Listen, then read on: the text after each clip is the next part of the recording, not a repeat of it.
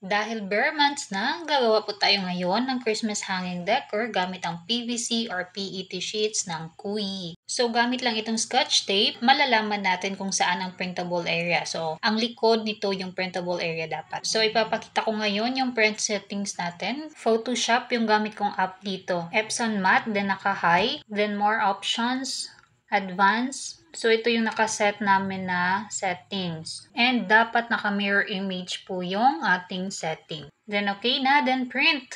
So, tatanggalin muna natin yung protective film ng PVC.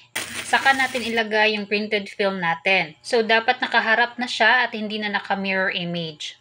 Then, ilaminate na natin. So, sa pagkat nito, ang ginamit ko ay gunting lang. Pero make sure na matalas yung gunting mo dahil matigas po yung PVC. At dito na tayo sa satisfying part, ang pagtanggal nitong film. At gumamit ka lang ng scotch tape para hindi ka mahirapan sa pagtanggal nito.